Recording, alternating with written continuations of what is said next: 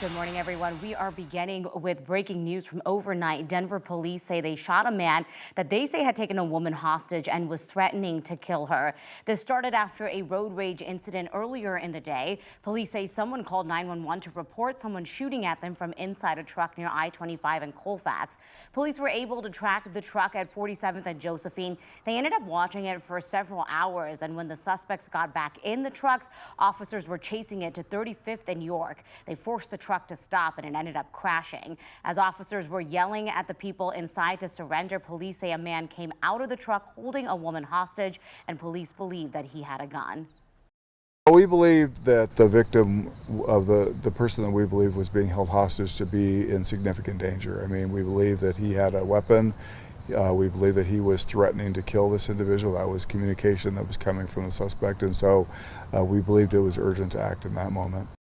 One officer did open fire, hitting the man who was taken to the hospital. Police believe the woman was hurt in the crash. A total of 4 people were in the car. All of them are in custody as investigators are figuring out who is a suspect and who is not. The time is 6:01 a.m. Taking a live look outside over the Colorado Front Range as we have kind of a moody start to the morning as the sun rises with the clouds above those trees. A beautiful Colorado sunrise coming up today as we had a bit of a rainy day yesterday. It was super gloomy. Thanks so much for joining us. I'm Mark Salinger along with Anusha Roy. Yeah, no, it was quite the little turn that we had last night. We've got Corey Reppenhagen in with us this morning. And Corey, I mean, I'm not going to lie, it was kind of nice to have that bit of a cool down. It felt great, you know, with the tropical storm remnants there. We had a good impact with that rain, but it's moving on now. Take a look at the radar picture right now, and you can see that that tropical storm remnants of Harold is just kind of moving out of the southeast corner there. Pretty much not a lot of action anymore left in the state of Colorado, and you can see just a little bit of shower activity trying to make its way out to the eastern plains. Here's the city of Denver. Not enough light out there to get this picture in color yet, but you can kind of see the cloud cover still there. That will be a factor today, kind of a mix of clouds and sunshine. Right now we have the temperature down to 56. This was one of the cooler mornings that we've had in a while, and all the temperatures around the Front Range are about 3 or 4 degrees cooler than it has been over the last few days. And we are going to have a little bit of a warm up today in the Denver metro and along the Front Range. We're going to be looking at getting to close to about 80 degrees. You don't see any thunderstorm icons in this graphic, but we will have a wave of showers move through later on in the afternoon, about a 20% chance of catching one of those in the Denver metro area, and we'll be talking about that in just a little while. For that, Corey. Aurora's police department says it wants to be more transparent, and APD is required to as well under a consent decree, a legal settlement forcing reforms within the department. 9 News reporter Rachel Krause is looking at APD's planned online portal, giving community members a better look at how the department is running. We serve the community, we're here for the community, and it is the expectation that we provide this information to them as we should. In a matter of months, Aurora Police will launch a transparency portal.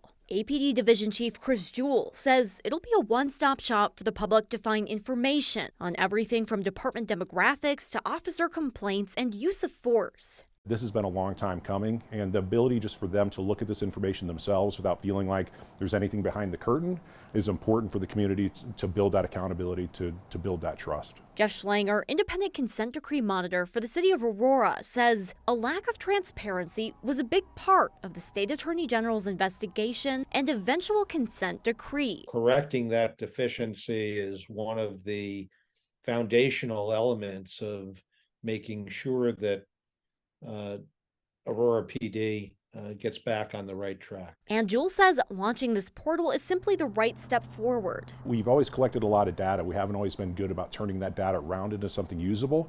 So this really gives us also an internal platform to set benchmarks with regard to what do our uses of force look like, what are our agency demographics, and then when we start seeing variations in those things, once we have that benchmark, we can look and see what is the reason for that variation. Is it explainable? Do we have a problem? Do we have a training issue? It gives us the information we need to make ourselves better. Schlanger says they'll evaluate the transparency portal once it's ready, making sure APD hits the right benchmarks with the site. But he says he expects it will be a critical next step for helping rebuild community trust. The foundation, which is put in place now, is meant to long outlast the consent decree and the monitor. And it is essential, in fact, to make sure that the reforms which are being complied with from the consent decree indeed last well beyond it.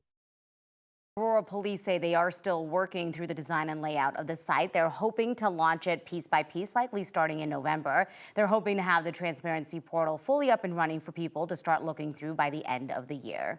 Meanwhile, the Denver Police Department is also expanding its own transparency portal. DPD announced it was adding 2 new dashboards, one for bias-motivated crime data, as well as one for the department's community engagement.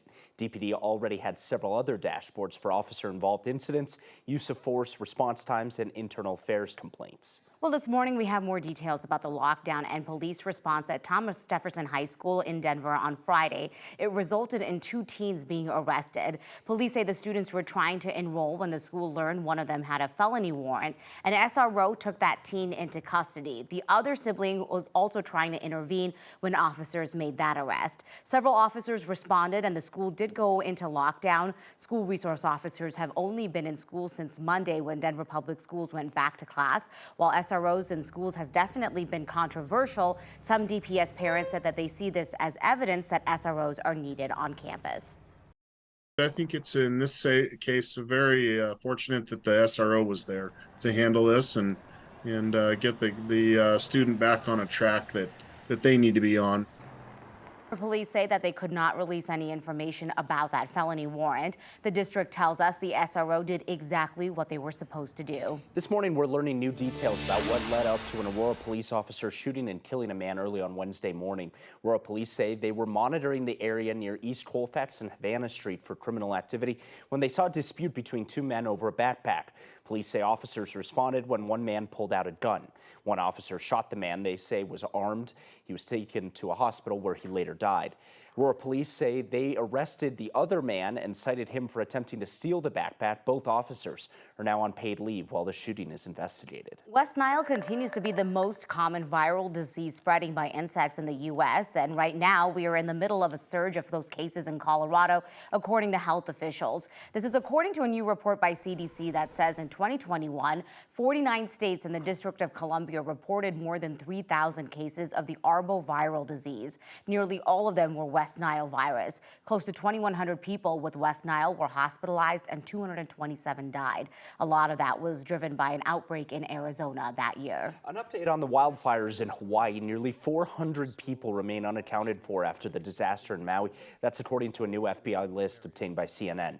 Maui has also appointed a new head of the Emergency Management Agency. The former leader resigned days after the fire, after the emergency sirens did not go off during the tragedy. Critics say better emergency warnings could have told people to evacuate sooner and saved lives.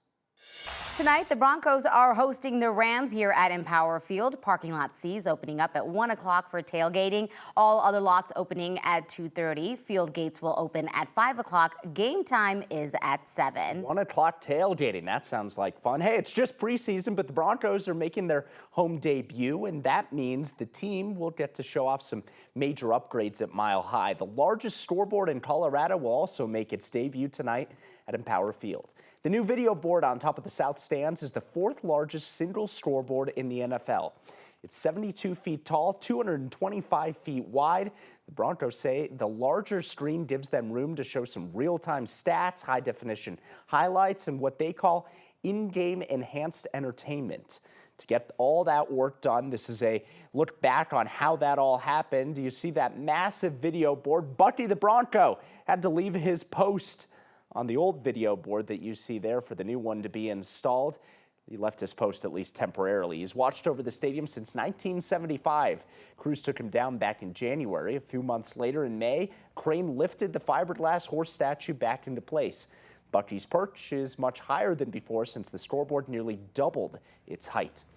The Broncos owner spent $100 million to upgrade the stadium in the offseason. Besides the board, that money paid for improvements to the stadium's tech, concessions areas, and elevators. Team store was also expanded and suites were renovated. Now, if you don't want to drive, of course, always remember you've got Uber and Lyft. There is also RTD, but a reminder that's not going to include the Broncos ride services this time. It is gone for good.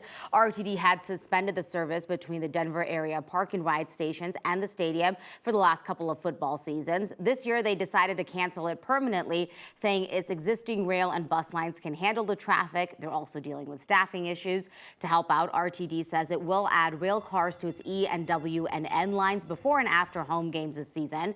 The E and W lines both serve in Power Field at Mile High Station. The N line is connecting to Union Station. For tonight's game, those rides will all be free as RTD is in its final week of its free rides for all right now. And if you have the RTD app, put Broncos in the destination field and the service's trip planner will show you all the options to get from where you are to Empower Field.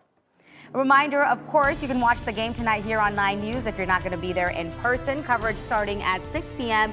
Kickoff is at 7. We will, of course, have post-game highlights and reaction after the game as well.